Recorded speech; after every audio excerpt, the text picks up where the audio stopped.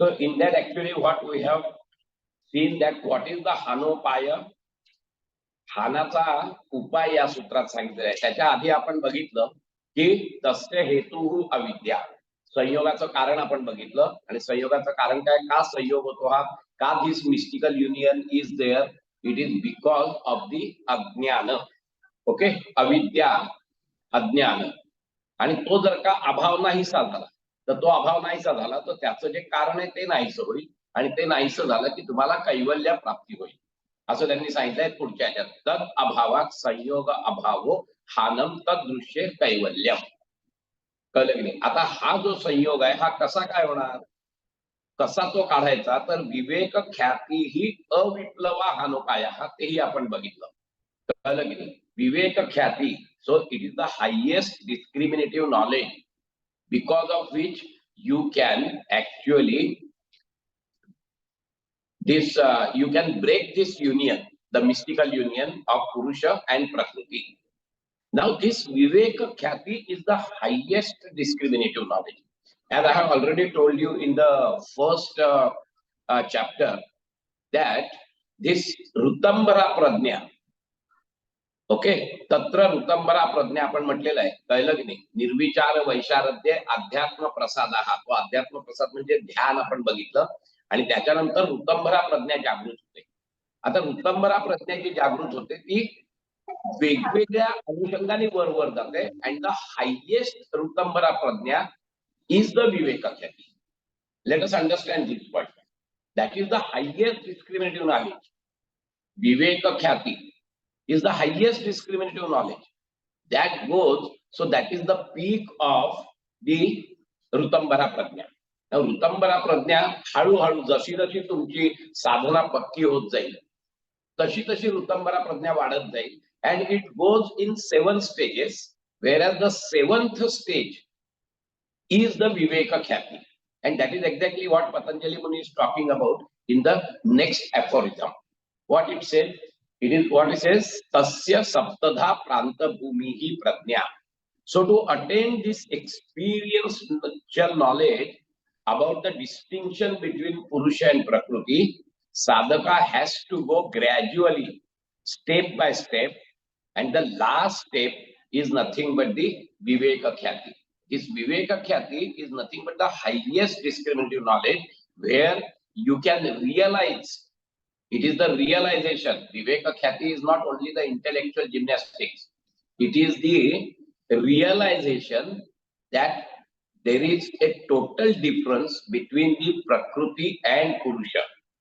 So again and again the Patanjali Muni is talking about, but Patanjali Muni nowhere indicate what are these 7 steps. Let us understand this point first. He never indicated what are these 7 steps. Now the commentators, they give some steps, that is prepsa, jihasa, jitnyasa, okay, chikirsha, shoka, bhaya, atrupti. But he never says like this, and these are not the Rutambara Prajna. Rutambara Prajna means what he intend to tell you, that even though you get some Rutambara Prajna, don't get contented. तृप्त होऊ नका, त्याच्या पुढे आहे अजून. आणि जसे जसे तुम्ही पुढे जाल तशी तशी ऋतंबरा प्रज्ञा अजून प्रखर होत जाणार आहे. And every time you will feel that you reach the highest goal. परंतु त्याच्यावर तुम्ही हे मानू नका.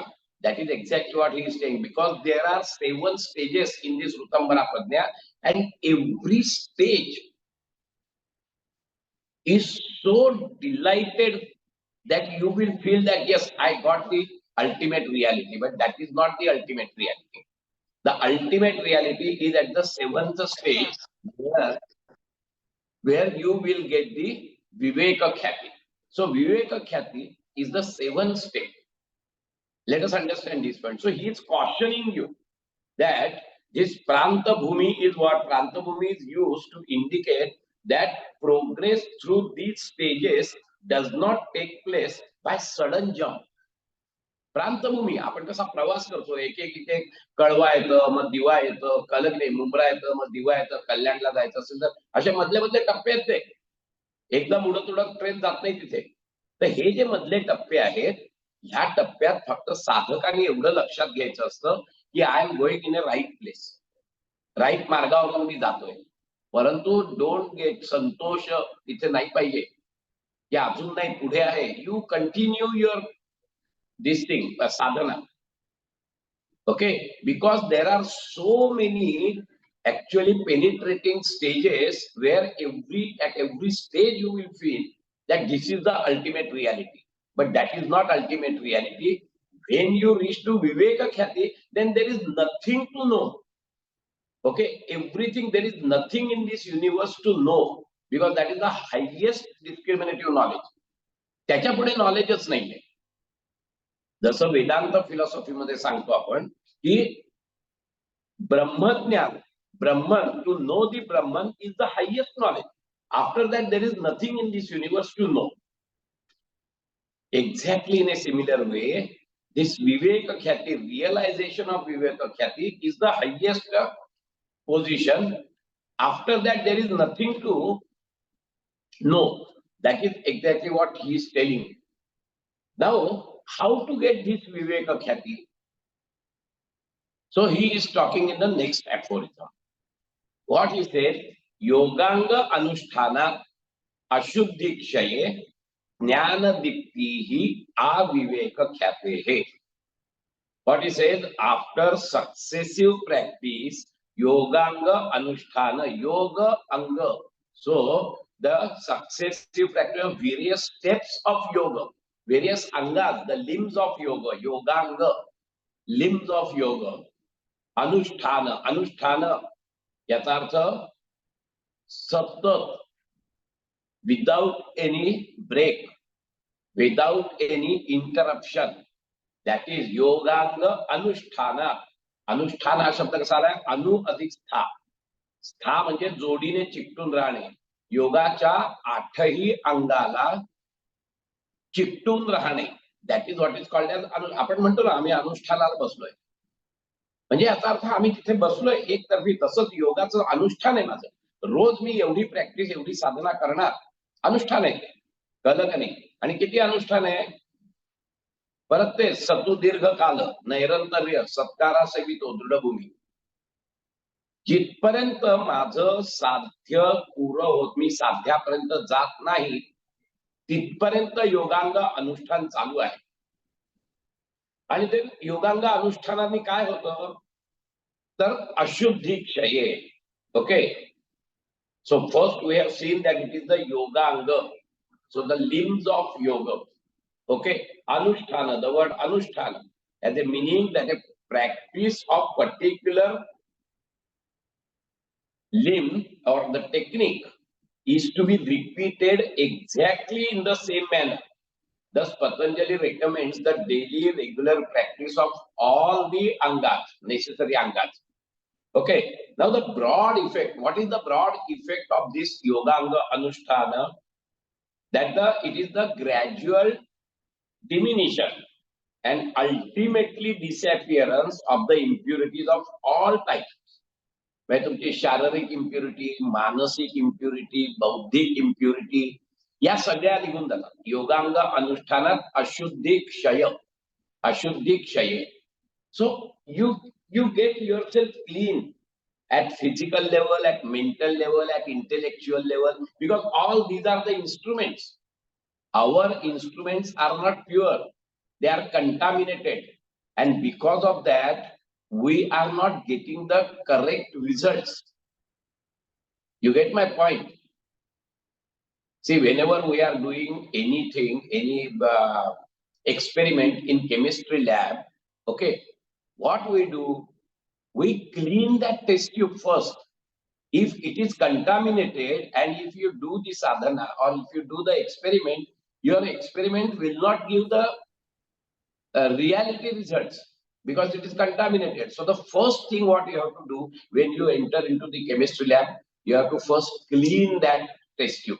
Okay, exactly in a similar way, if you really want to have some experience, spiritual experience, all these instruments should be clean. Then only you can see the reality which is very much within you.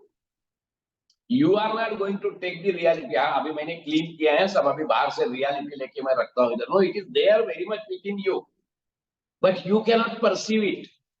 Why you cannot perceive it? Because there are so many impurities. There are so many coverings on that reality. And so you cannot perceive it. So the moment you are doing the sadhana, immediately, slowly and slowly, these ashuddhis, these impurities will diminish. And what will happen then? As the impurities are diminishing, jnana diptihi. See, the jnana dipti, it is there within you. Okay? जसे जसे तुम्ही impurities काढून टाकाल, ज्ञानाची दीप्ती जी आहे, तो जो प्रकाश आहे तो असा उजळत जातो.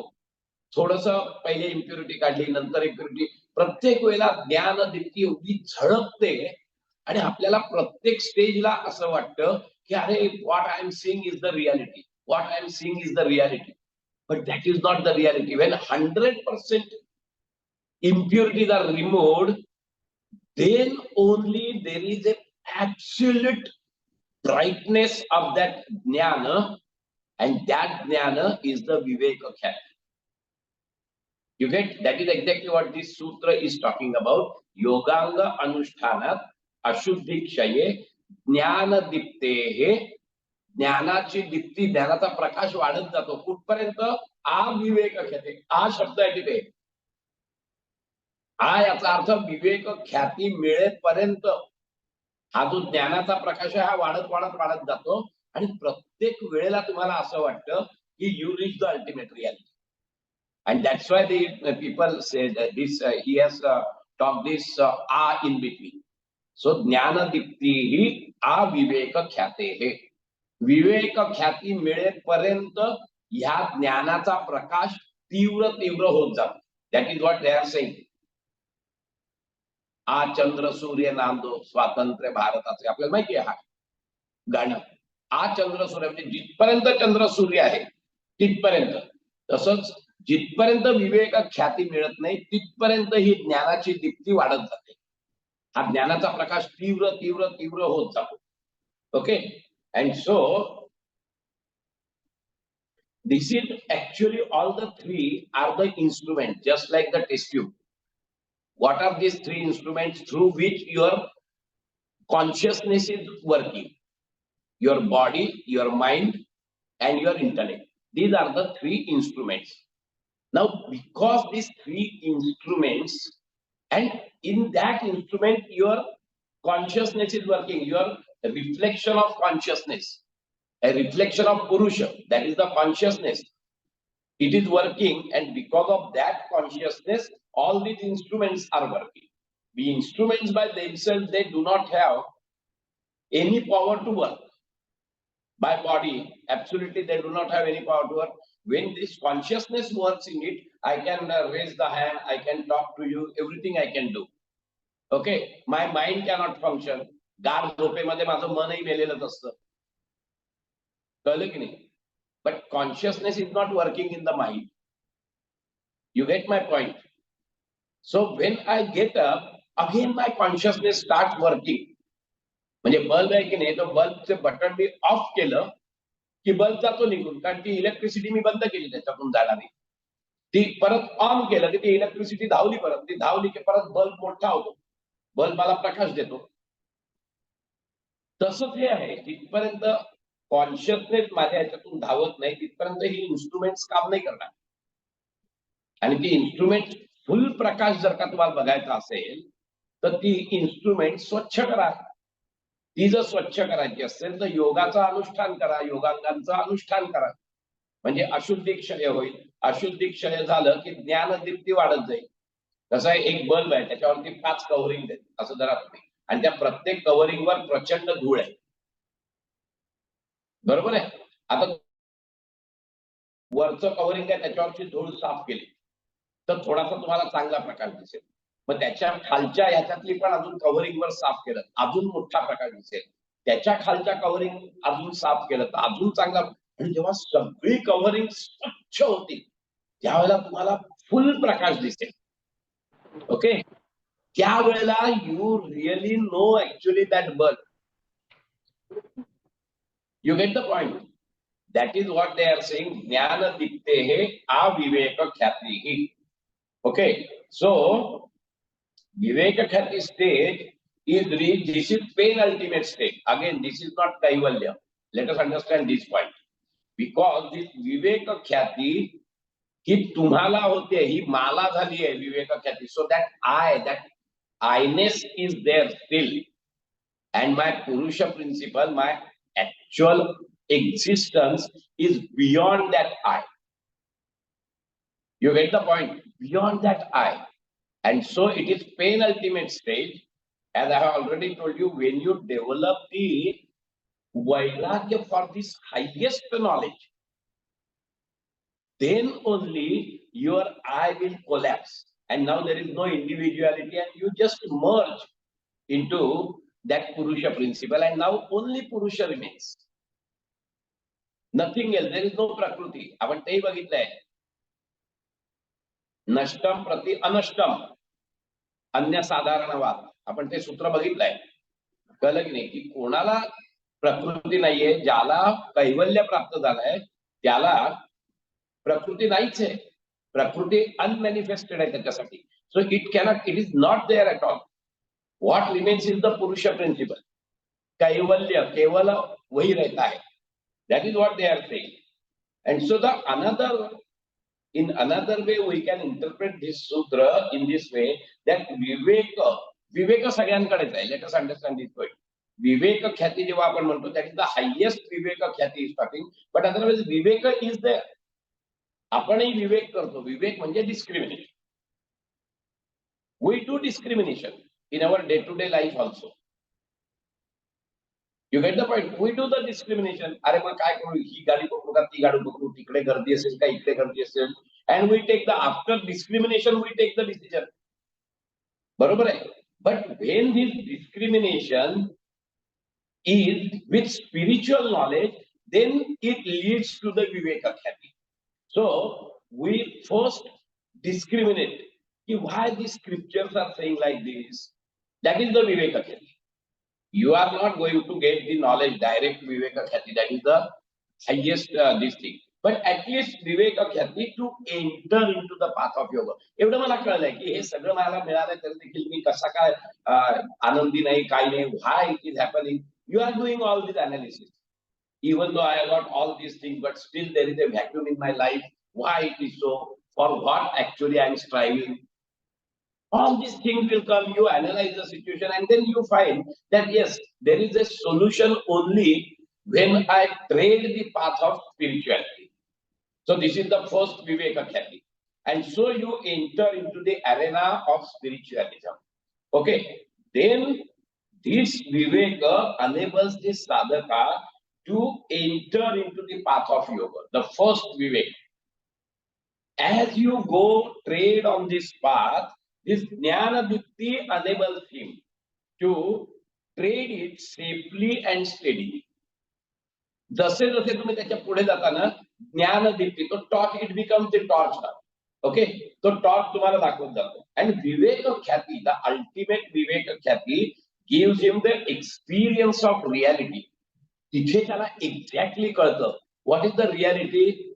The reality is that Purusha and Prakriti are totally different. इतके दिवस आपण काय समजतोय, पुरुषाचं जे कॉन्शियसनेस आहे खेचून आणलेला तो आणि मी एकच आहे. Because that union is so mystical that we cannot separate consciousness with the instrument. कळलं का तुम्हाला? So that vivek khyati actually gives him the experience of reality. And then Kaivalya sees him established in that reality permanently. See, प्रवास कसा आहे ह्यातच आपण जर काय हे केलं, कळलं की नाही, because of Viveka you come to know that I have to enter into the arena of spiritualism. What type of Viveka? Normal Viveka. काय नॉर्मल विवेक आहे? वर्ल्डली नाही, स्पिरिच्युअल. स्पिरिच्युअल Viveka हाच आहे की I am striving for happiness. I am striving for eternal happiness. And I am striving for that eternal happiness with the knowledge that I will get that eternal happiness from outside things. आणि म्हणून मी सुरुवातीला काय केलं, मी सुरुवातीला गाडी घेतली, घोडा घेतला, बंगला घेतला, बायको चांगली केली, सगळं केलं मी, बरोबर आहे. अरे हे सगळं केलं तरी मी दुःखीच आहे. मी कुठे इटर्नली सुखी आहे? ओके, मी इटर्नली सुखी नाही, मी थोडा वेळासाठी सुखी होतो, नाही असं नाही, पण we are striving for eternal happiness.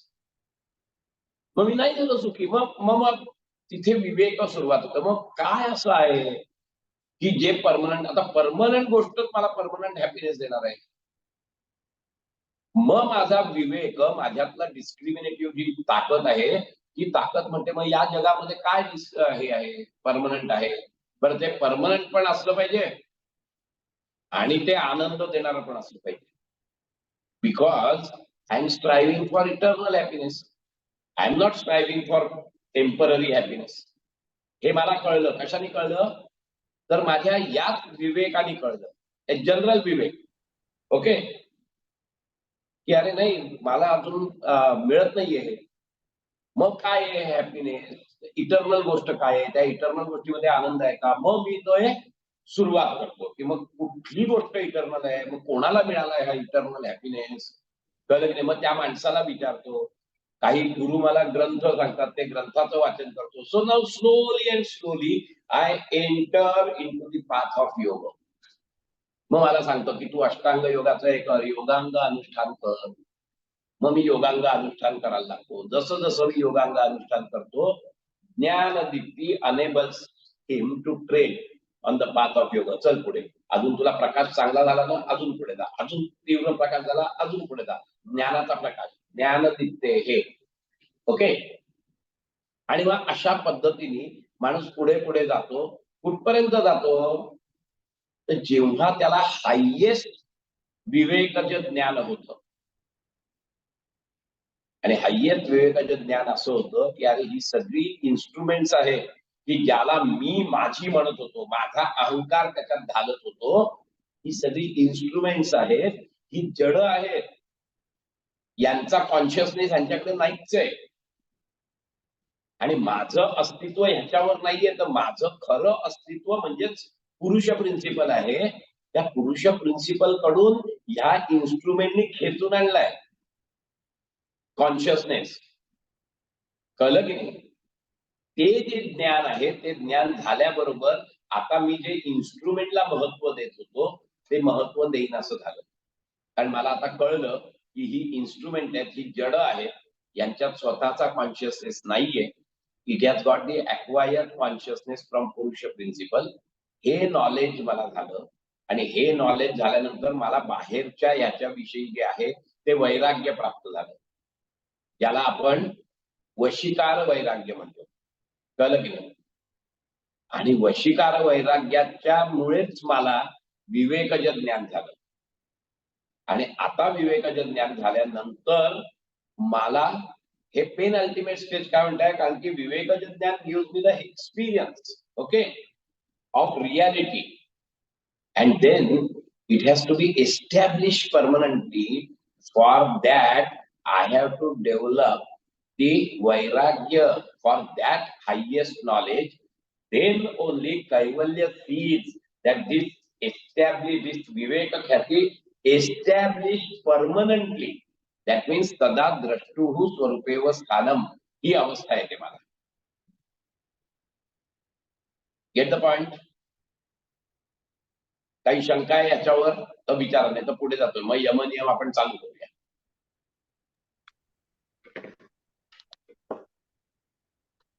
Sir यामध्ये हा इथे जे इटर्नल नॉलेज, फुल नॉलेज जेव्हा याला प्राप्त होतं, संपूर्ण याच्यामधले जे अज्ञानाचे जे गोष्टी आहेत त्या सगळ्या तिथे निघून गेल्या.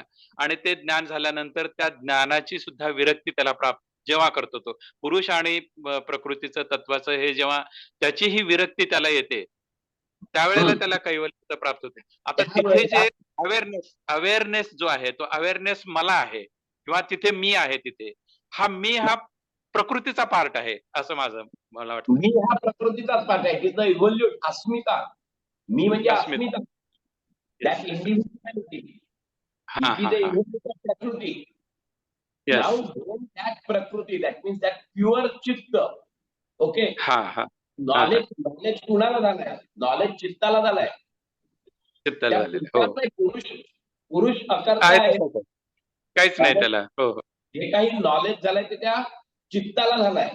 आणि मग चित्ताला मी तर या प्रकृतीचं आहे ते सुद्धा का कळलं? कारण की अजूनही त्याच्यावरती कॉन्शियसनेस आहे.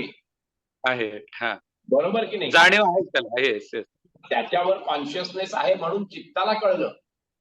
आता चित्ताला जेव्हा कळतंय तेव्हा मग चित्त म्हणजे त्रिगुणाचंच आहे, बिकॉज प्रकृती त्रिगुणात्मक. अँड सो, आणि ती जी प्रकृती आहे ती कशी आहे? भोग अपवर्गार्थम, ते आपण बघितलं. प्रकाश क्रिया स्थितीशीलम, ते आपण बघितलं की नाही? भोग अपवर्गार्थम. मग त्या चित्ताला कळतं की अरे माझं उद्देशच मुळे हा होता की भोग द्यायचा, अपवर्ग करायचा. आता माझं कृतार्थ झालाय. आणि त्यामुळे ते सत्व गुण सुद्धा साम्यावस्थेत जातात आणि प्रकृती आपोआप नाहीशी होते. आणि काय राहतं? फक्त पुरुष प्रिन्सिपल, ते कुठेच गेलेलं नसतं, ते तिथेच असतं. आणि now that chitta is not there, that prakriti is not there, because it has merge. There is no individuality, there is no chitta, there is nothing is there. Only the purusha principle is there.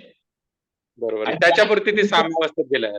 That Purusha principle also do not show any sign of consciousness. See, this is very, very important. It doesn't show any sign of consciousness. Consciousness खेचला जातो प्रकृतीकडून. कळलं की नाही? तो नाही काही करत.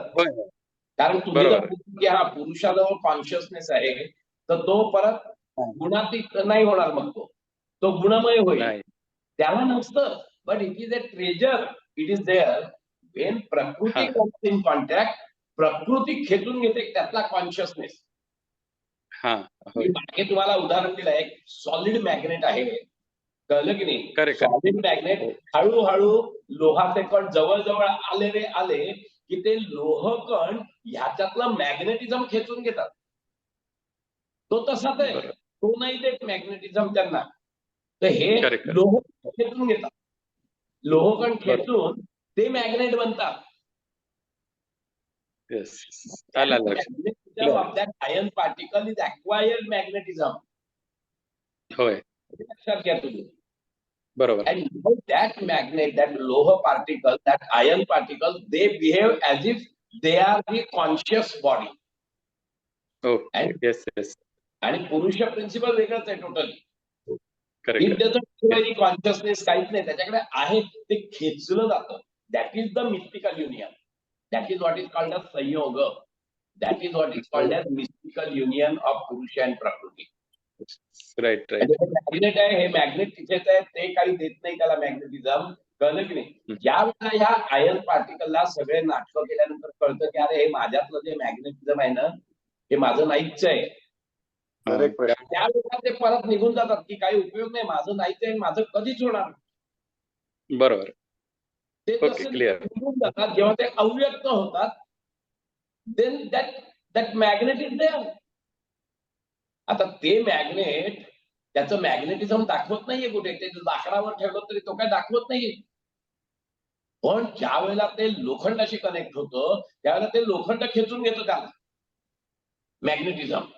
तसंच हे आहे, नुकतं जेव्हा कैवल्य प्राप्त होतं तदा द्रष्टुः स्वरूपेवसाम, it is only the chaitanya. It doesn't show even the energy, it doesn't show even the consciousness, nothing is there. जेव्हा प्रकृती येते ती खेचून घेते त्याच्यात, हा देत नाही. सर म्हणजे ततः द्रष्टु स्वरूपैव स्थानम ही जेव्हा अवस्था प्राप्त होते म्हणजे तीच निर्बीज समाधी का? तीच निर्बीज समाधी, तीच कैवल्य. हेच कैवल्य. आणि मग त्याच्या आधीची स्टेज ती धर्ममेघ समाधीची आहे का? धर्ममेघ समाधी. धर्ममेघ समाधीमध्ये त्याला पूर्णच कळलेलं असतं पण तरी शिल्लक असते ना अजून बॉडी. आणि म्हणून धर्ममेघ म्हणजे तो काही नाही करत, त्याच्याकडून केलं जातं. वरचे जे देव आहेत, सेलेस्टियल गॉड्स आहेत, ते ह्याच्याकडून करवून घेतात, तो काहीच करत नाही. त्याच्याकडून केलं जातं आणि जे केलं जातं ते सगळं धर्माचंच असतं. म्हणून तो धर्ममेघ, धर्मच बरसत असतो त्याच्या सगळ्या कृतीतून. आणि जेव्हा he cast the body, then he just go into the purusha principle, that's it.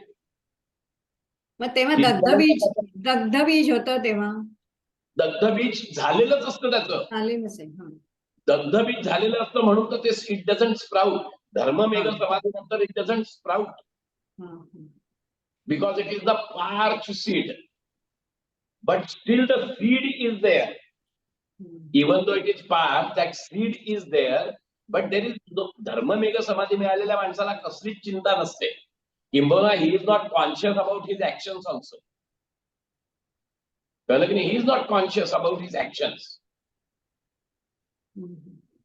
That is why it is called as धर्ममेघ समाधी. आणि जेव्हा हे जे सीड आहे, हे सीड म्हणजेच हे शरीर, त्या प्रारब्ध जिथपर्यंत चालेल, कारण जाती आयु भोगा तुमच्या प्रारब्धाप्रमाणे तुम्हाला येतात ना. जाती येते, आयु येते, द स्पॅन, बरोबर आहे की नाही? त्या स्पॅन पर्यंत ते राहणारच आहे शरीर. तो स्पॅन संपला की इट जस्ट कास्ट इट. तेव्हा ते जे दग्धबीज आहे तेही निघून जातं, काहीच राहत नाही. दग्धबीज म्हणजे काय की ती फक्त चित्त राहतं. चित्त याचाच असतं देह, मन, बुद्धी सगळं मिळून चित्त असतं. चित्त which get excited, that is चित्त. इन दॅट सेन्स चित्त is body, mind, intellect, ego, everything is चित्त. जे एक्साइट होतं त्याच्यावर हे सांगतात सगळे. कळलं की नाही? हा महत्वाचा मुद्दा इथे लक्षात ठेवायचा असतो. Okay sir, thank you sir. Thank you. कोणाला प्रश्न आहे अजून? सर एक विचारायचं होतं. हा बोला. आपण त्रिगुण प्रकृती म्हणजे त्रिगुण असं म्हणतो, त्रिगुणांशिवाय प्रकृती नाही. नाही, त्रिगुण म्हणजे नाही तर मग चित्ताच्या बाबतीत पण आपण असं म्हणू शकतो का की मन, बुद्धी, अहंकार मिळून चित्त होतं आणि त्या तिघांशिवाय मग चित्त नाही असं? एक्झॅक्टली, ते काहीच नाही. मग चित्त ह्याचा अर्थ चित्त पण रजस, तमस आणि सत्व गुणाने तयार आहे. That is everything in this universe is nothing but सत्व, रज, तम. जेव्हा तुमची बुद्धी प्रखर ही असते त्यावेळेला त्याच्यातला जो सत्व गुण आहे तो प्रकर्षाने प्रिडॉमिनंट असतो. त्या केसला बुद्धी म्हणतात. जेव्हा तो प्रकर्षाने तमोगुण असतं त्यावेळेला त्याला दगड म्हणतात. तुम्ही शून्य जर का वापरलं, सत्वगुणच नाही तुमच्यामध्ये, you are like a stone only, where there is a predominance of tamoguna only. कळलं की नाही? शेवट सत्व, रजतम या 3 गुणांचेच खेळ आहेत, बाकी दुसरे काहीही खेळ नाहीये. हे लक्षात घेतलं आपण. प्रकृती म्हणजे 3 गुण. प्रकृतीचे परत सांगतो, प्रकृतीचे हे गुण नाहीयेत. प्रकृती ऍट्रिब्यूट्स आर नॉट सत्व, रजतम, बट सत्व, रजतम इज प्रकृती. So everything in this universe is nothing but sattva, rajatama, only different proportions. That's all. विशेष, अविशेष, लिंग मात्र, अलिंग 4 आपण बघितले. हे 4 म्हणजे दुसरं तिसरं काही नाहीये. तर फक्तच सत्व, रजतम यांचं प्राधान्य कसं आहे ह्याच्यात दाखवलंय. The different stages they have sed.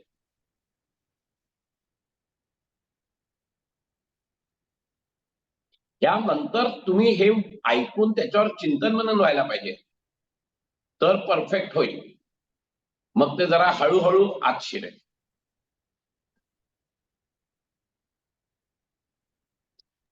Thank you sir. Okay,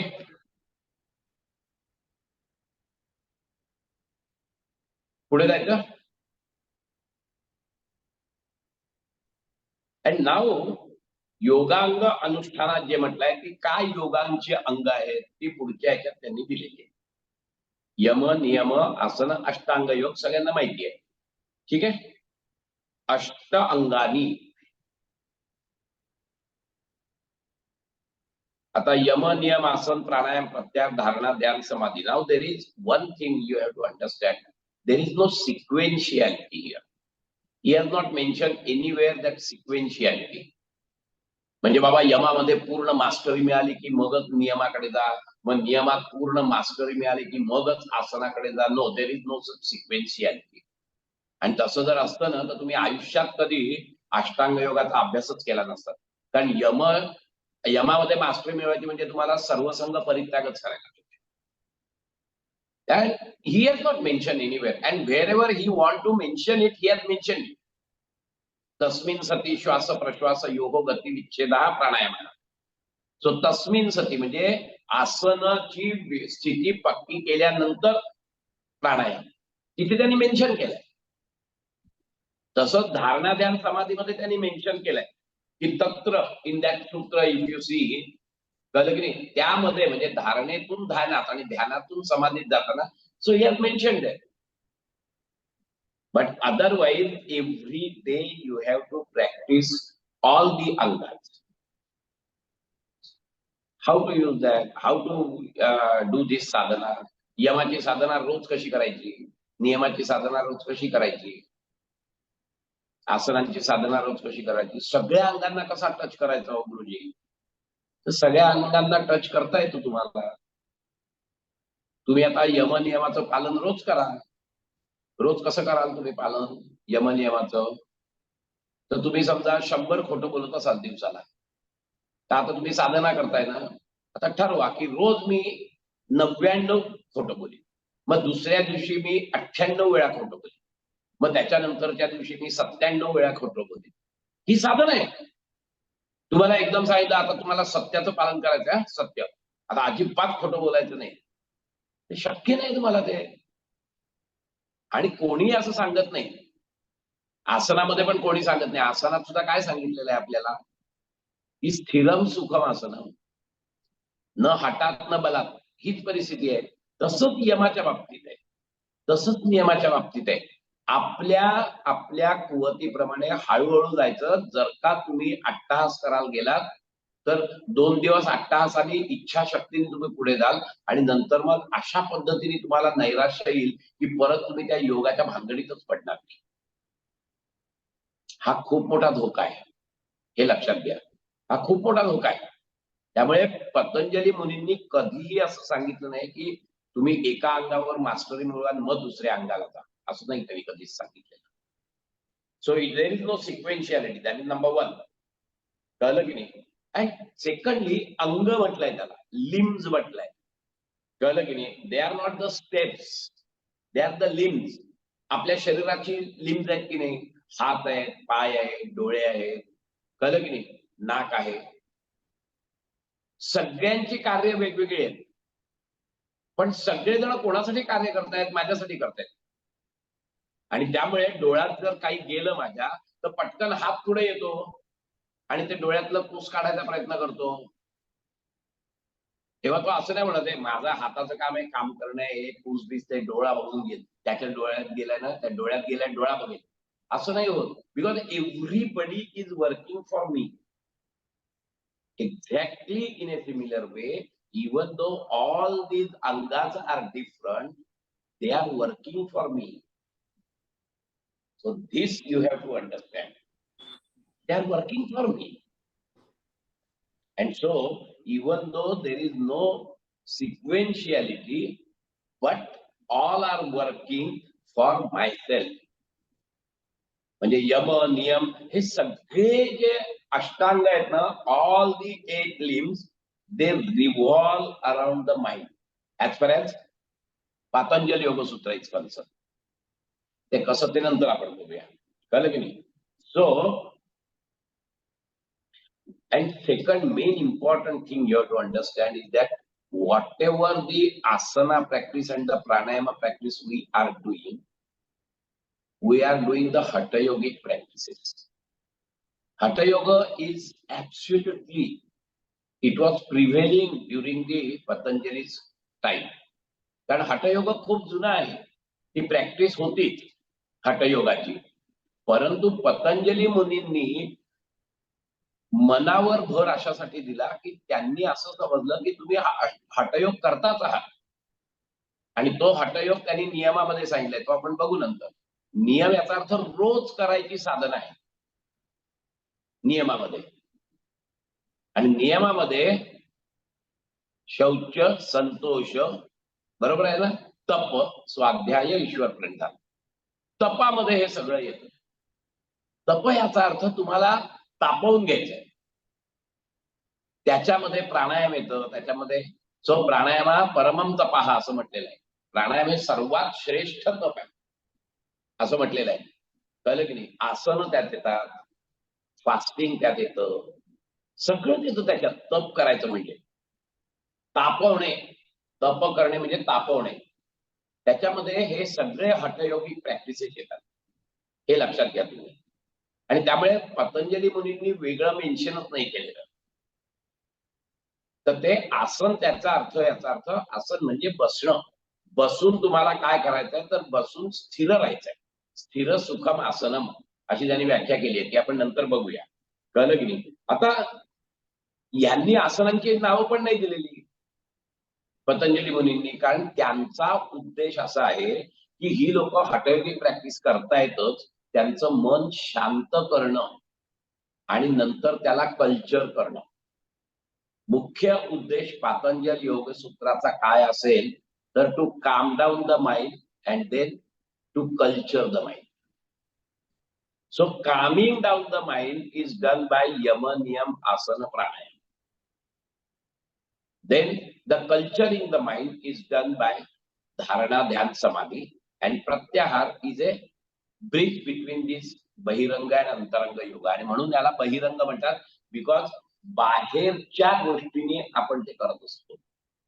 आणि अंतरंग साधना धारणा, ध्यान, समाधीला म्हणतात, because now our mind is going inside.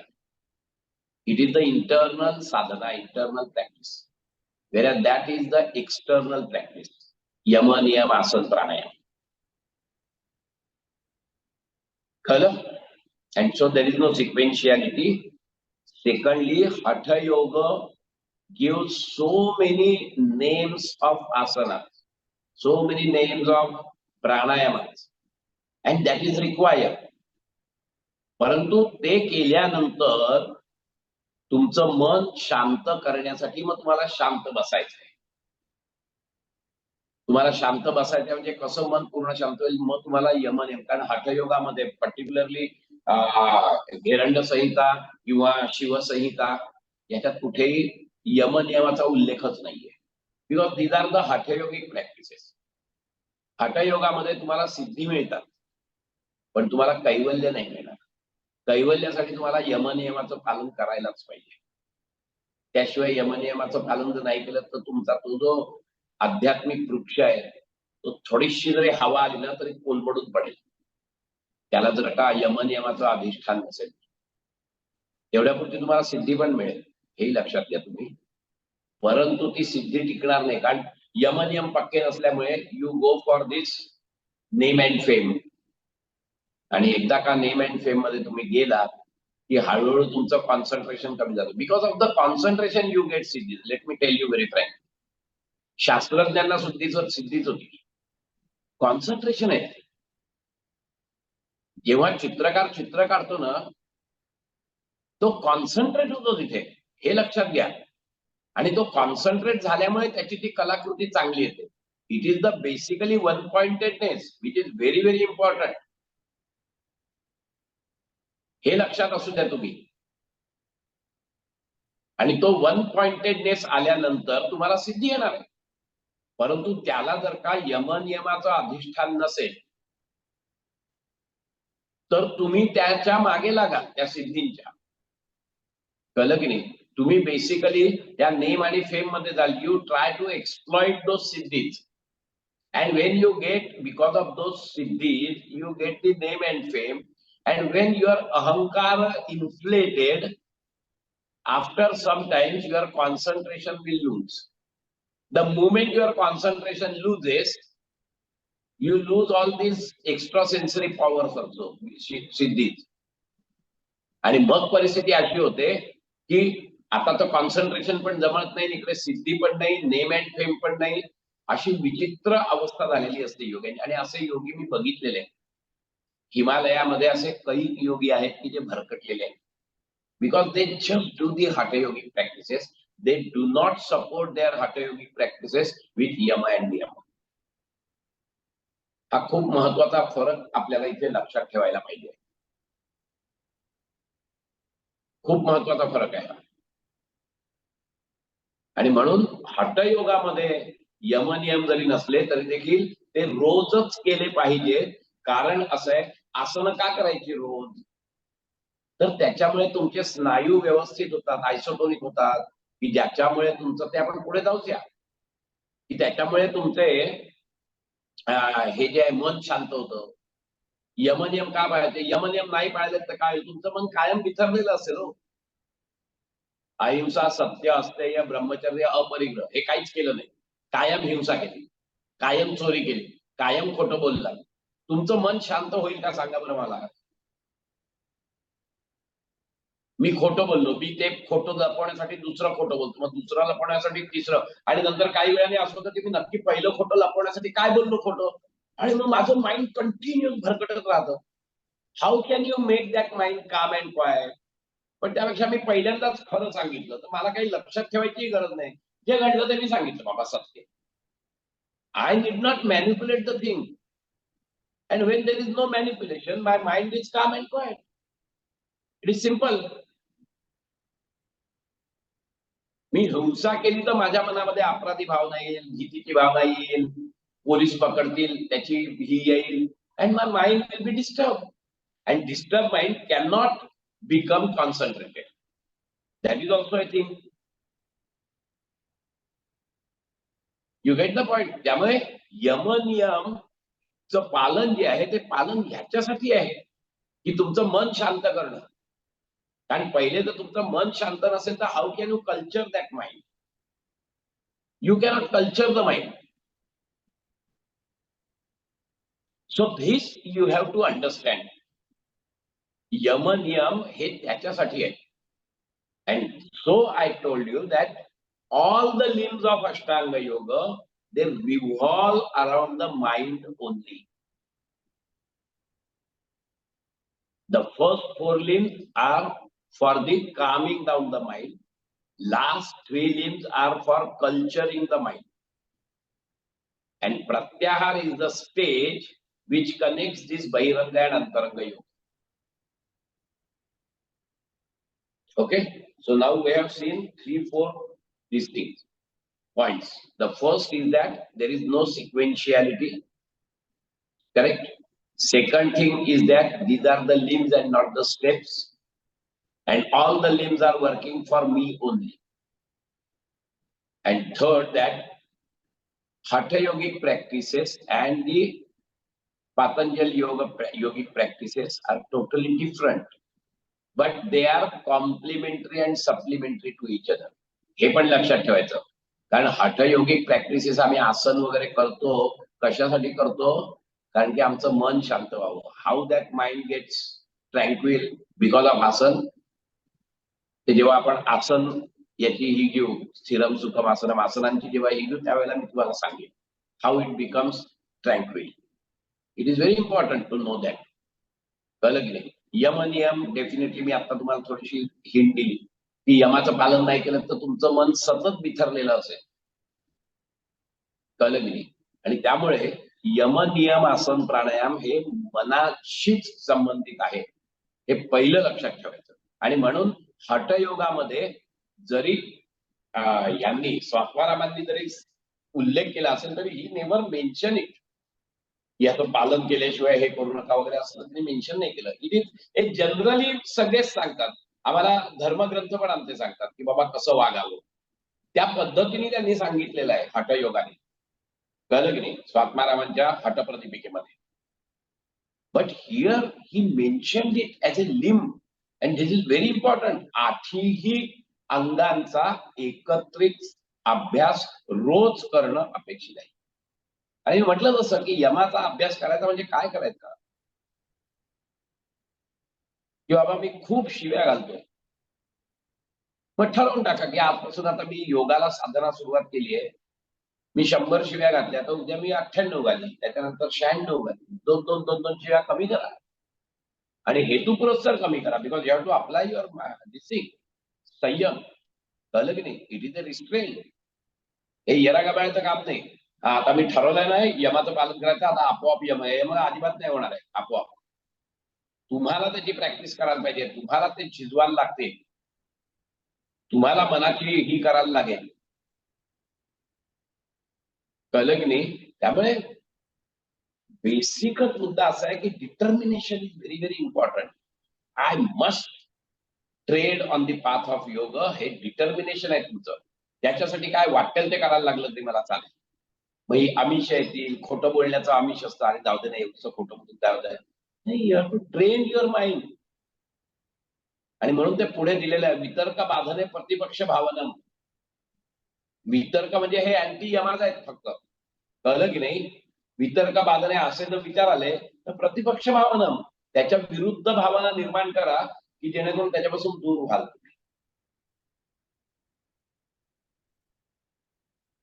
कळलं तुम्हाला? आणि त्यामुळे हा तिसरा प्रकार आपण बघितला की there is no sequentiality, there is absolutely all the limbs are revolving around the mind. And the third thing is that it is the limbs. So every limb is working for me. काही प्रश्न आहे त्याच्यावर? नाही तर पुढे चल.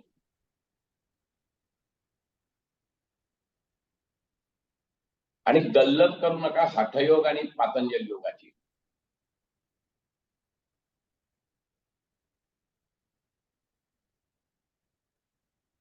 ठीक आहे, जाऊया पुढे. Now the next sutra talks about the yama. How many yamas are there? Ahimsa, Satya, Asteya, Brahmacharya, Aparigraha, Yamaha. These are the 5 yamas. Now yam, the root word is yam. Okay, yam means to control or to restrain. मी मगाशी म्हटलं तसं, there has to be a control. Okay, तुम्ही तो control केला. कळलं का? समजा तुम्ही शरीराने कंट्रोल केला आणि मनाने तसं, because all these yamas are related with the mind only. Main is the mind. यमाचं पालन करायचं ते काया वाचा मन करायचंय, हे पहिलं लक्षात ठेवायचं. काया वाचा मन करायचंय. कायेने एखाद्या वेळेस तुम्ही रिस्ट्रेन कराल, पण आतमध्ये जर का हे चालू असेल, तेच विचार असतील, कळलं की नाही, तर उपयोग नाही ना त्याचा काहीच. नाही नाही, मी ना आता मी सुंदर मुलीकडे बघणार नाहीये आणि बाजूने मुलगी गेली ना की अगदी कंट्रोल करून मी असा सरळ जाणार तिथे. आतमध्ये विचार कुठचे आहेत? त्याच मुलीचे आहेत. What the use of that? मनामध्ये विचार तिथेच आहेत चालू. कळलं की नाही? कर्मेंद्रियाणी संयम्य य आस्ते मनसा शरण. ओके, इंद्रियार्थान विमूढात्मा मिथ्याचारस्य उच्यते. गीतेमध्ये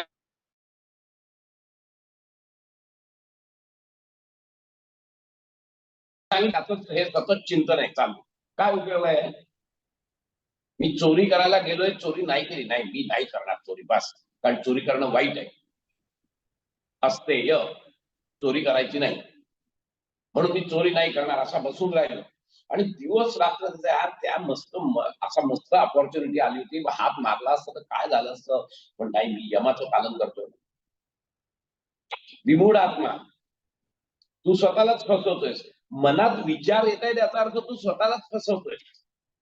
तेच त्याने सांगितलंय, कर्मेंद्रियाणी संयम. कर्मेंद्रियाणी संयम करशील, लोकांना दाखवशील. कळलं की नाही? या आस्ते मनसा स्मरण, पण मनामध्ये त्याचं स्मरण चालू आहे की अरे इतका मस्त अपॉर्च्युनिटी आली होती ना, कोणाला कळलं पण नसतं, डल्ला मारला असता. उपयोगच नाही काही. मनामध्ये भावनाच येता नाही कामा, तर शरीर कर, कारण मनच सांगतं शरीराला की हे कर, ते कर, ते कर. आणि त्यामुळे इथे तुम्हाला शरीराने पण कंट्रोल करायचंय, मनाने पण कंट्रोल करायचंय, बुद्धीने पण कंट्रोल करायचंय. ह्या तिन्ही स्तरावर तुम्हाला यमाचं पालन करायचंय, तर ते यम होतो, नाही तर यम होत नाही. हे लक्षात घ्या. आणि ह्याचं पालन इतरांच्या बाबतीत करायचं असतं. आणि नियमाचं पालन स्वतःच्या बाबतीत करायचं असतं. जेव्हा तुम्ही बाहेर वावरताय मला यमाचं पालन करायचंय, आणि जेव्हा तुम्ही इंडिव्हिज्युअल असता तेव्हा नियमाचं पालन करायचंय. त्यामुळे हा खूप ऍब्सोल्यूट इम्पॉर्टंट आहे. कसं तुम्हाला काही सांगतो की यमनियम किती महत्वाचे आहेत. तर आपल्याला बघा, आता मी इंजिनियर आहे, आम्ही इमारती बांधतो. आता इमारती बांधताना आम्ही काय करतो, पहिले खड्डा खणतो. खड्डा कुठपर्यंत खणतो, हा ड्रॉप लागेल तो खणतो. ते खणतो, ती माती काढून फेकून देतो आम्ही. आणि मग त्या खड्ड्यात आम्ही काय भरतो, तर त्याच्यापेक्षा तगडं मटेरियल म्हणजे कॉन्क्रीट आणि स्टील टाकतो त्याच्यात. बरोबर आहे की नाही? कॉन्क्रीट आणि स्टील टाकतो आणि मग बिल्डिंग उभी करतो आम्ही. मग ती बिल्डिंग मग मागे किती हवा येऊ दे, किती अर्थक्वेक होऊ दे, ती बिल्डिंग एकदम तगडी राहते. चालेल नाही. आता मी उद्या हे काहीच केलं नाही, खड्डा खणला नाही, काही नाही, जशी जमीन आहे त्याच्यावरती फुटिंग उभं केलं, बिल्डिंग बांधली, ती थोडाच वेळ राहील. जर असा अर्थक्वेक आला की डबकन पडेल ती खाली. There is no stability to my building. Exactly in a similar way हे जे काही माती काढणं आहे, कळलं की नाही, आणि नवीन माती भरणं, हे म्हणजे यमनियम आहे. ते जर का असेल तर माझी स्पिरिच्युअलिटीची बिल्डिंग जी आहे ती बिल्डिंग स्टेबल राहणार आहे. To have a stability of my spiritual building we need to have this yama. यम म्हणजे काय, की हे सगळे घाणेरडे भाग काढून टाकणे. आणि नियम म्हणजे काय, तर त्याच्या जागी हायर स्ट्रेंथचं कॉन्क्रीट किंवा असं टाकणे, दॅट इज नियम. आणि हे यमनियम झाल्यावर माझं फाउंडेशन स्ट्रॉंग होतं. आणि मग माझं फाउंडेशन स्ट्रॉंग झालं की माझी इमारत ही पक्की राहते. मग त्याला अर्थक्वेक येऊ दे, नाही तर किती मोठं वादळ येऊ दे, ती बिल्डिंग स्टेबल राहते. यम आणि नियमाचं एवढं मोठं योगदान आहे कैवल्यासाठी. मुक्ती मिळण्यासाठी यमनियमाच्या व्यतिरिक्त जर तुम्ही करत असाल तर तुम्हाला मुक्ती मिळणारच नाहीये, हे लक्षात घ्या. There is no possibility. आणि धर्ममेघ, आता आम्हाला यमनियम पाळावे लागतात. धर्ममेघ समाधीचा जो माणूस असतो त्याच्याकडून होतात. हा फरक आहे.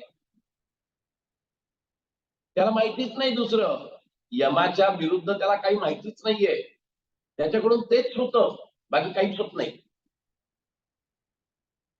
त्यामुळे हा एक खूप महत्वाचा मुद्दा इथे लक्षात घ्यायचा असतो की देअर हॅज टू बी, आणि हे केव्हा होईल यमाचं पालन, there has to be a perfect coordination between what you speak, okay, what you do and what you think. साधा विचार करा, आपण विचार काय करतोय, आपण बोलतोय काय, आणि आपण करतोय काय, ह्याच्यात जर का समत्व आलं तर तुमचं मन एकदम शांत राहील. एकदम सिंपल. आम्ही काय करतो, आम्ही विचार एक करतो, आम्ही बोलतो दुसरंच आणि करतो तिसरंच. And then there is a conflict between all these things, that is buddhi, vacha and कृती. या तिन्हीमध्ये समत्वच नाहीये कुठे. आणि हे जर समत्व नसेल तर there is always a conflict. And then with that conflict your mind cannot be a calm and quiet. Let us understand this point. And so that coordination between thinking, speaking, okay, and doing, that is very important. And then only the mind becomes very calm and quiet. Okay, mere self-restraint at body level is of secondary importance. सर्वात पहिलं महत्वाचं काय असेल तर more important and the real observance is at the mind level.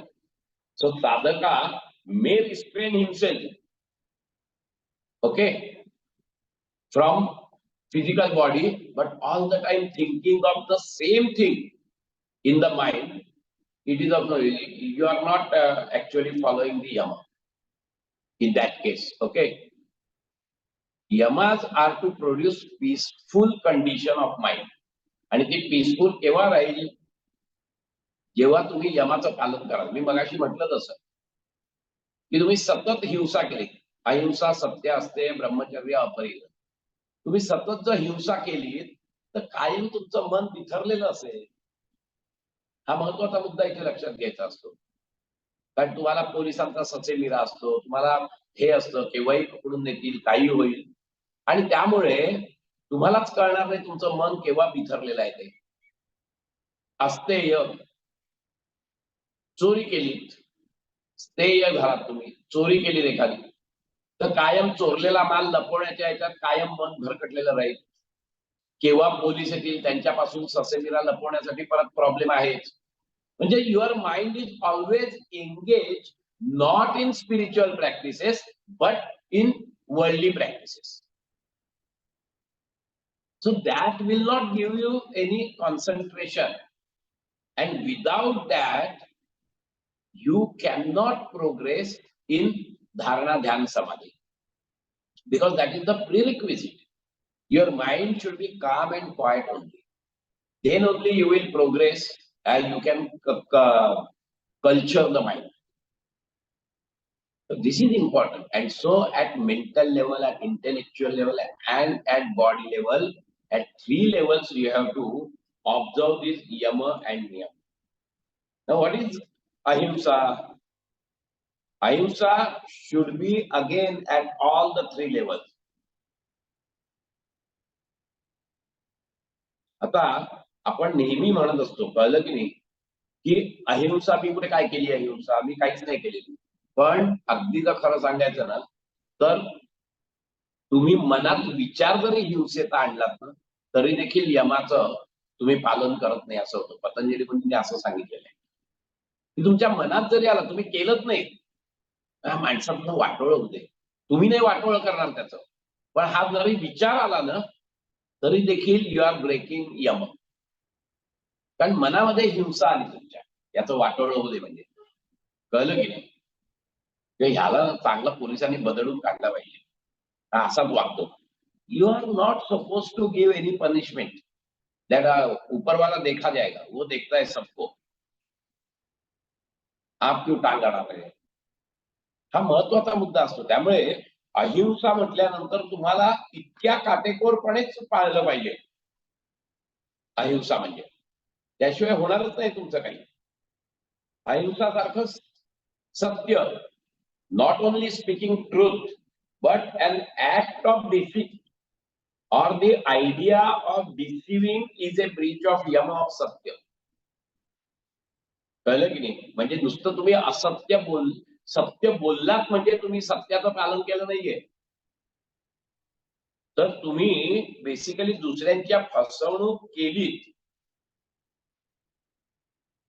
तरी देखील ते सत्य नाहीये. आणि म्हणून सत्याच्या बाबतीत म्हणतात की मानसिक सत्य हे खूप महत्वाचं असतं. सत्यच बोललं पाहिजे तुम्ही.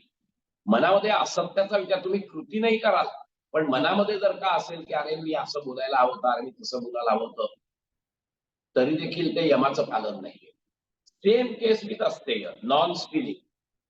Non stealing is not limited only to actual stealing the thing, okay, but the thinking of stealing is also should not be there. तुम्ही चोरी करणार नाही मान्य आहे, परंतु नुसता त्याचा विचार जरी आला तरी देखील ते यमाचं पालन होत नाही. पतंजली मुनींनी इतक्या काटेकोरपणे सांगितलेलं आहे. म्हणजे इव्हन चोरी म्हणजे तुम्ही आपण साहित्य चोरी म्हणतो की नाही, त्या साहित्य चोरीला देखील प्लॅगियारिझम इज ऑल्सो ए स्थेय. साहित्य चोरी ज्याला आपण म्हणतो, ती साहित्य चोरी तसा स्थेय आहे, ती चोरीच आहे, हे लक्षात घ्या तुम्ही. आणि त्यामुळे ह्याच्या बाबतीत अस्तेयच्या बाबतीत सुद्धा काटेकोरपणेच पाहिलं पाहिजे, not only at physical level.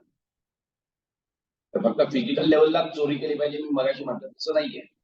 तर मनामध्ये विचारच नाही येत आहे, तो जर का नाही आला तर मन शांतच आहे ना तुमचं. कारण चोरीचा विचार मनात आला की चालू होतं, मग कशी करावी, मग केव्हा जायचं, काय जायचं, मग ती माणसं दोघं जण केव्हा नोकरीला जात आहेत, मग मागचं दार उघडं असेल का, चालू 100 विचार आले. कशाच्या बाबतीत आले? भगवंताच्या बाबतीत आले का? नाही, वर्ल्डली विचार आले सगळे. की काय कशासाठी? तर मोह. ते आपण बघू पुढे अँटी यम म्हणजे काय आहे ते. लोभ, क्रोध आणि मोह या 3 मुळे हे सगळे विचार येतात. ते आपण पुढे बघणारच आहोत आता. कळलं की नाही? त्यामुळे इथे तो विचार सुद्धा नाही येता कामा चोरीचा. All these 3. आणि नंतर मग कुठलं आहे? ब्रह्मचर्य. ब्रह्मचर्याच्या बाबतीत आपण म्हणतो ना प्रत्येक वेळेला की ब्रह्मचर्य, ब्रह्म अधिक चर्य. एक ब्रह्मचर्याचा अर्थ असा आहे की abstinence from sex. That is one thing. Okay. But second thing is that Brahman means that ultimate reality. And charya means the mode of behavior.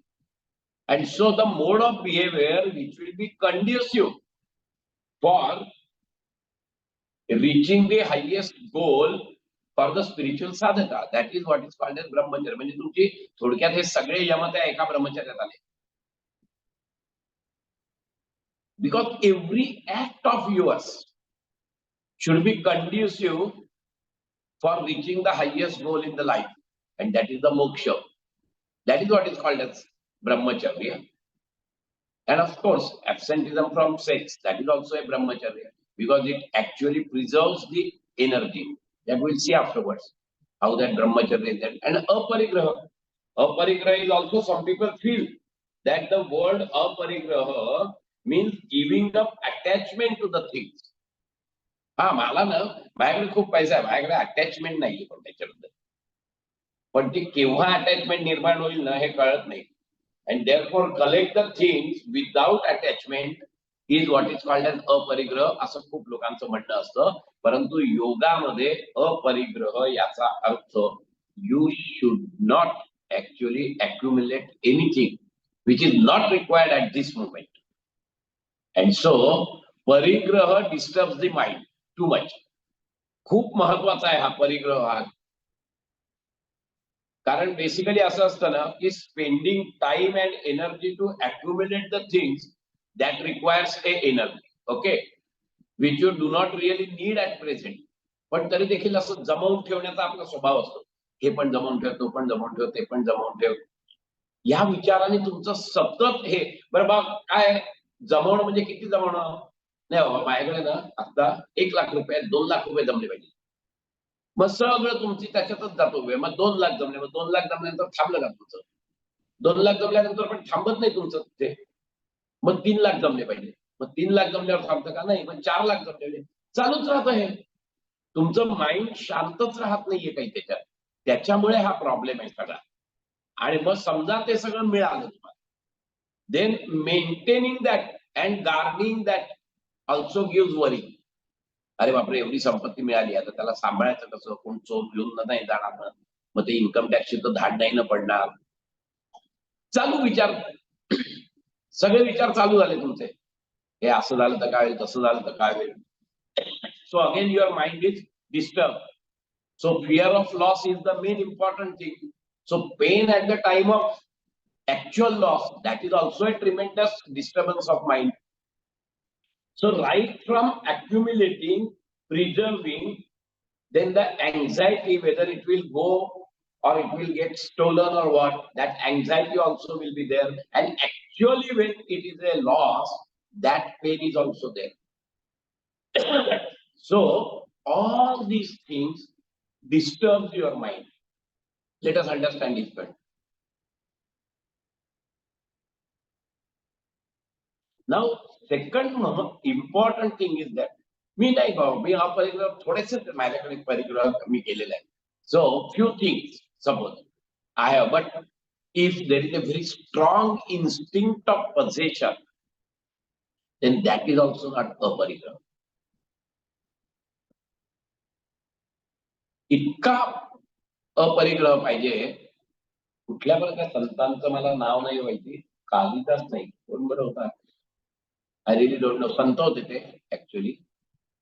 आणि त्यांनी लेख लिहिला होता आणि दुसऱ्यांनी एकाने एक खूप मोठा प्रबंध लिहिला. आणि ते जात होते तेव्हा त्या संतांनी विचारलं, तू उदास काय आहेस? एवढा सुंदर तू ग्रंथ लिहिलायस, पण एवढा का उदास आहेस तू? नाही म्हणे, तुमचा ग्रंथ वाचल्यानंतर माझा ग्रंथ कोणी वाचेल असं मला वाटत नाही. अरे म्हणे एवढंच नाही म्हणे, माझा ग्रंथ मी टाकून दिला पाणी, आता तुझ्याच ग्रंथाला बघ. दिस इज ऍक्च्युअली विदाउट अटॅचमेंट. अरे मी एवढा ग्रंथ लिहिलाय, हे केलाय, ते केलाय, ते केलाय, ठीक आहे ना, इट्स ऑल राईट, तुझाही चांगला आहे ग्रंथ, मी माझा प्राणात बोलून टाक. This is with non attachment. That is very very important. हा महत्वाचा. आज आपण 9:15 थांबतो इथे, कारण पुढचं जे आहे, कारण मला निघायचं आहे. मी ऍक्च्युअली आता बाहेर आहे, म्हणजे मी ट्रिपला आहे, आमच्या लायन मेंबर बरोबर आलोय ट्रिपला, कोकणात आलोय मी. परंतु हे पुढचं जे आहे, जाती देश काल समय अनवच्छिन्न हा सार्वभौम महाव्रतम, ते आपण पुढच्या वेळेला घेऊ, कारण it needs a tremendous explanation, and so will take after that. पण 3 गोष्टी या यमाच्या बाबतीत लक्षात ठेवायच्या आहेत, की एक तर म्हणजे यमाचं पालन 2 गोष्टींसाठी करायचंय. एक माझ्या स्वतःसाठी, आणि दुसरं सगळ्यांनी जर यमाचं पालन केलं. हा, हॅलो, कोणा बोलायचंय का? नाही ना? तर यमाचं जर पालन सगळ्यांनी केलं तर सोसायटीचं स्वास्थ्य हे व्यवस्थित आपोआपच राहील. आणि यमाचं कोणीच पालन नाही केलं तर the society itself is in danger. The existence of society will be in danger. तुम्ही इमॅजिन करा, सगळ्यांनी हिंसा करायचं ठरवलं तर काय होईल? किंवा सगळ्यांनी चोरी करायचं ठरवलं तर काय होईल? तुमचा समाजच राहणार नाही उभा. हा एक खूप महत्वाचा मुद्दा तुम्ही इथे लक्षात घेतला पाहिजे. त्यामुळे society wellbeing is definitely there, but the important thing of yama is the at individual level. खूप लोकांनी वेगवेगळे हे केले की हा, इट इज जेव्हा तुम्ही सोसायटीत वावरता तेव्हा कसं वागावं हे यमाने सांगितलंय. पण सोसायटीत न वागता, आणि तिथे समजा असं आहे की तुमचं काहीच उघडकीला येणार नाही, मग तिथे काय, तुमची चोरी उघडकीलाच येणार नाही. सोसायटी सुद्धा तुम्हाला छानच मांडते, कळलं की नाही? चोरी उघडकीला येणार नाही अशी जेव्हा खात्री आहे, आणि अशी अजिबात चोरी उघडकीला येणार नाही, तर मग चोरी करायची का? नाही, because that is for me. यमाचं पालन इंडिव्हिज्युअल लेवलला मला फायदेशीर आहे. It is a by product that the society wellbeing is a by product of that. Let us understand this point. It is a by product of that. त्यामुळे society welfare वगैरे सगळं असेलच, परंतु पहिली, the first and the foremost, the main important thing is that it is to be observe for mental peacefulness. He society वगैरे होईल, that is a different issue, पण माझ्या मेंटल पीससाठी मी केलं पाहिजे हे सगळं. That is the number 1 which I have already told you. Then the observance of yam and niyam should be on all the 3 levels. यमाचं जे पालन करायचंय ते 3ही लेवलला करायचंय, वाचिक, कायिक आणि मानसिक. That is the second thing which we have discussed. The third thing is very important. When you are doing actually the sadhana, particularly the dharana, ध्यान, समाधी, ओके, त्यावेळेला यमाच्या पालनाचा प्रश्नच येत नाही. Late us understand this point. ज्यावेळेला तुम्ही ध्यानाला बसता, यमाच्या याचा तुमच्या मनामध्ये वाईट विचार येत असतात, त्यावेळेला ते प्रतिपक्ष भावना पण नसतं. कारण तो जो विचार आला तर तुम्ही फक्त साक्षी भावाने त्याच्याकडे बघायचं असतं. तो विचार येईल आणि निघून जाईल बाहेर. तिथे पालन नाही करायचं. अरे असा कसा विचार आला, दाब त्याला खाली, नाही, येऊ दे. ध्यानामध्ये हे सगळे विचार येतात. त्याचं कारण असं असतं की ध्यानामध्ये जे विचार येतात ते तुमच्या चित्तावरचे संस्कार असतात, आणि चित्तावरचे संस्कार घालवणं, स्मृती परिशुद्धी, हाच मुळी ध्यानाचा मुख्य उद्देश आहे, की तुमचं चित्त शुद्ध करायचंय. योगांग अनुष्ठानात अशुद्धी क्षये ज्ञानदीप्ते हे आ विवेक ख्याते हे. कळलं की नाही? त्यामुळे यमाचं पालन ज्या वेळेला तुम्ही योगाभ्यास संपतो आणि जेव्हा तुम्ही सोसायटीत वावरता, त्यावेळेला तुमचा व्यवहार कसा असला पाहिजे ते यम सांगतात. एकाग्र आणि निरुद्ध ह्याच्या वेळेला यमाचा काही संबंधच नसतो. वेन ऑब्झर्विंग यमा you should do what ever he feels. आता एखाद्या वेळेस असं असतं की मला कळत नाही नक्की हे का ते, हे का ते, हे का ते, मग अशा वेळेला काय करायचं यमाचं पालन? तर तुमच्या आतला आवाज काय सांगतो ते करायचं, आणि ते केल्यानंतर काही वेळाने, काही दिवसांनी समजा तुम्हाला कळलं अरे हा जो आहे आपण निर्णय घेतलेला चुकीचा आहे, you change it, because your intention of adhering to that act is pious. Your intention is good, but now you feel, now you you reveal now that this is not the correct way, you change it. Don't get depressed, स्वतःवर रागवू पण नका, काही करू नका, change it. There is no problem. त्यामुळे यमाचं पालन करताना अतिशय अतिशय जागरूकतेने पालन केलं पाहिजे. आणि मी म्हटलं तसं उगीच आपलं काहीतरी आता मी योगाभ्यास करतोय, मी यमाचं पालन 100% अजिबात 100% जमणार नाही, हे लक्षात घ्या तुम्ही. चिंतामणी वर्तक मेंटेन कळले मला त्यांना काय. आणि त्यामुळे यमाचं पालन करताना न हठात न बलात हळूहळू हळूहळू हळूहळू आपण त्या मार्गावरून पुढे पुढे जायला पाहिजे. तुम्ही एकदम उडी मारली, पाय तुटला, हे झालं तर तुम्ही परत कधी रेसमध्येच येणार नाही. तसंच आहे, एकदम धाड कर. आता मी लोकांना दाखवतोच, मी यमाचं पालन केलं, काही दाखवायच्या भानगडीत पडू नको, तो परत आयुष्यात येणार नाही योगाभ्यासाकडे.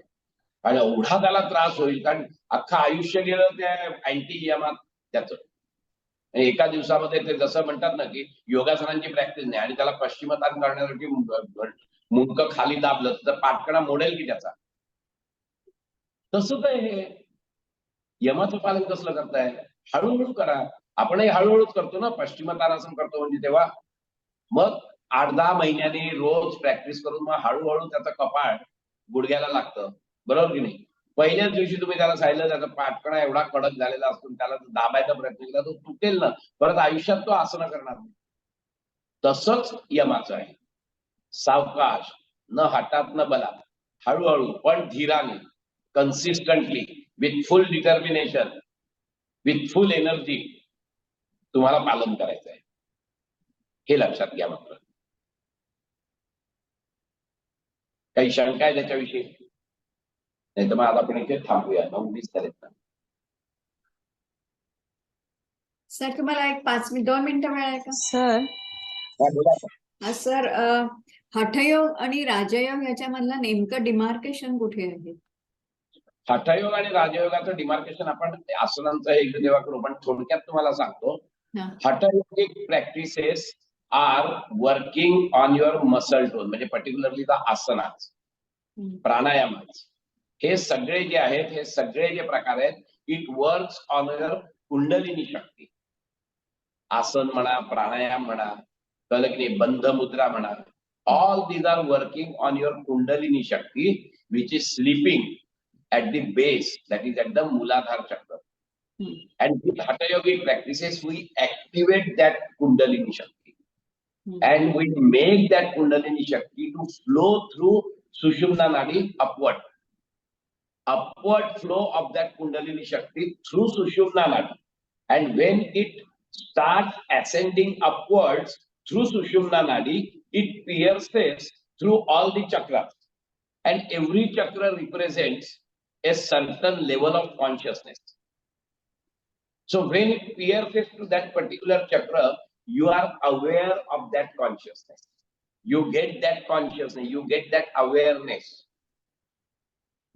आणि ज्या वेळेला ती इथपर्यंत येते, दिस इज द आज्ञा चक्र, that means it represents the cosmic intelligence. So when it rises up and meets here, you get this vivekaja jnana. And then the upward movement from Ajna Chakra to Sahasrara Chakra, it happens only when Sir, you surrender hello? yourself. हा sir, तुम्ही म्हणले नाही sir, राजयोग आणि मग राजयोग नेमका काय? काय ते? नेमका राजयोग कुठे येतो इथे? राजयोग, राजयोगात, अष्टांग योगालाच राजयोग म्हटलेला आहे विवेकानंदांनी, हे लक्षात घ्या तुम्ही. आता हठयोगाच्या प्रॅक्टिस मध्ये शेवट नादानुसंधान आहे. नादानुसंधान इज द ध्यान धारणा समाधी, धारणा ध्यान समाधी.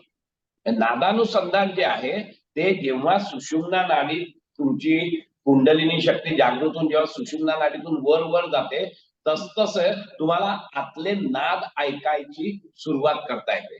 आणि those nadas are so soothing that in every nada your mind gets absorb into that nada. आणि त्याच्यानंतर परत तो वर जातो, परत वर गेला की परत नाद बदलतो. मग तो पहिला नाद सोडून द्यायचा, पहिला आवाज सोडून द्यायचा, दुसऱ्याला पकडायचं, अगेन यू गो, आणि ते जे नाद आहेत जसशी कुंडलिनी वर जाते तसतसे ते नाद बदलत जातात आणि शेवटचा नाद वीणेचा असतो. त्या नादामध्ये तुमचं चित्त पूर्णपणे लय होतं. दॅट इज द समाधी अवस्था. So this is samadhi, because again this merging of or the getting absorbed into that nada is nothing but to go beyond the I-ness. कळलं की नाही? त्यामुळे ultimately it leads to that only.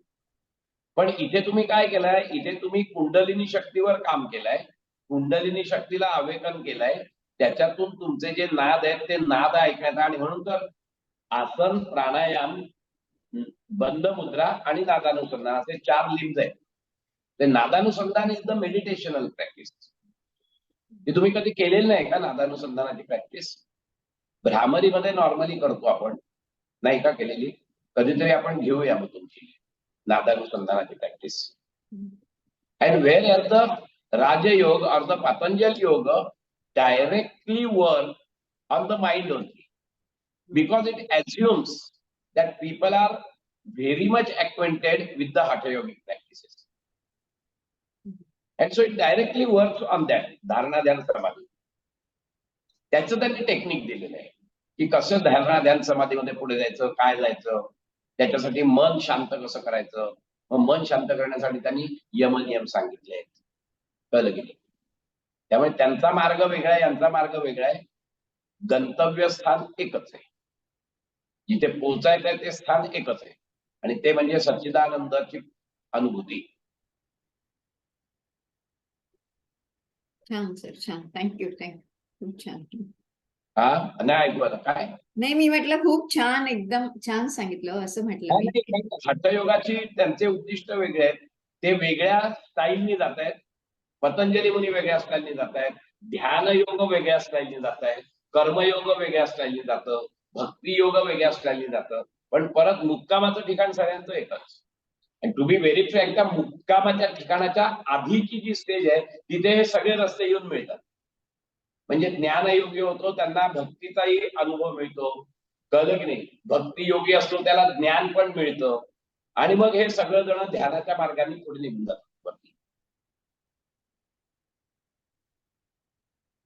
अनुभव एकच आहे. कोणी त्याला ब्रह्म समाधी म्हणतो, कोणी त्याला भाव समाधी म्हणतो, कोणी त्याला कैवल्य म्हणतं, कोणी त्याला शून्यत्व म्हणतं, पण अनुभव एकच येतो, आणि तो अनुभव वर्णन करण्यासारखा नसतो. इनएफिबल, इट इज ऍब्सोल्युटली इनएफिबल. म्हणजे सर प्रत्येकाच्या याने जे त्यांचे मार्ग जे आहेत, जसं पतंजल मुनींनी अष्टांग योग सांगितला, जसा हठयोग आहे 4 अंगांचा, किंवा बाकीचे जे आहेत, तो मार्ग सगळ्यांसाठी म्हणजे तो खडतरच आहे, कठीणच आहे, की असं सहजासहजी आपल्याला we will not get that ultimate reality और समाधी. बरोबर ना? आध्यात्मिक साधना ही येरागबाळ्याचं काम नाही, किंवा टाइमपासचं पण काम नाही. तुम्हाला धैर्य लागतं, तुम्हाला सातत्य लागतं. कळलं की नाही? तुम्हाला वैराग्य लागतं. हे सगळं करण्याची ताकद दाखवणारा माणूसच आध्यात्मिक मार्गावर पाऊल टाकतो आणि तो पुढे जातो. काही लोक जातात पण अतिउत्साही लोक, आणि नंतर जी पळून जातात ती परत त्या अध्यात्मातला पण उच्चारत नाही.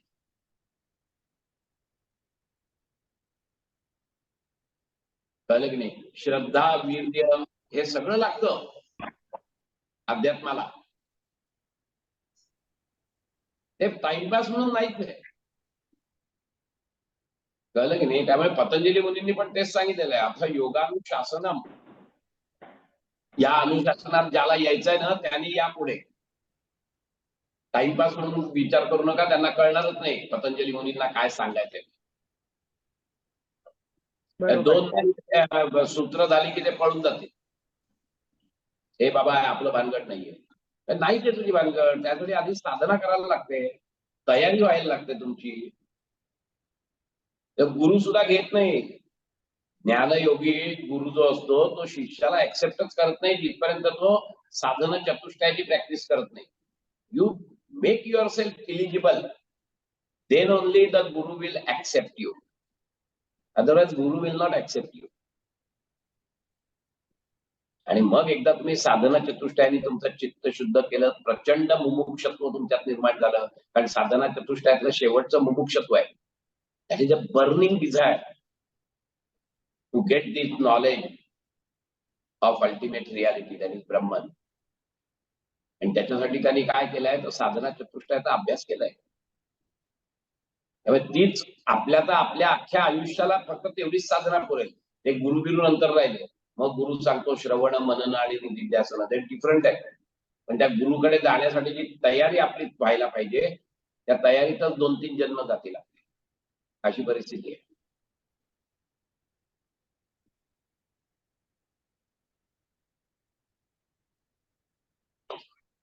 ठीक आहे, थांबूया आपण इथे. अजून कोणाला काही शंका असतील याच्यावर तर विचारा, नाही तर थांबू आपण. ठीक आहे, शांतीपाठ म्हणून आणि आपण इथेच थांबूया. स्वस्थ शरीर, शांत चेहरा, डोळे अलगद मिटलेले, दोन्ही हात जोडून घ्यायचे आणि शांतीपाठ सगळ्यांनी एकत्रित. ओम पूर्णमद पूर्णमिदं पूर्णात् पूर्णमुदच्यते पूर्णस्य पूर्णमादाय पूर्णमेवावशिष्यते. ओम शांति शांति शांति. हरि ओम.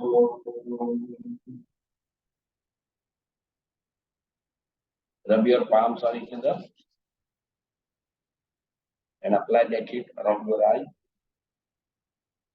Slowly open your eyes. Hari ओम. पुढच्या बुधवारी भेटू आपण, तेव्हा पुढची सूत्र घेऊ. पुढची सूत्र अजून महत्वाची आहेत. यमनियमाबद्दल पण विचारायचं आहे, आसन प्राणायामाबद्दल बोलायचं आहे. अजून आहेत एक 2-3 तरी वर्ग चालेल आपला, म्हणजे मग दुसरा चॅप्टर कम्प्लीट होईल. And then will go for Vibhuti पालन. ठीक आहे, थांबूया इथे आपण. Okay, I will do the classroom. Good night sir. Thank you.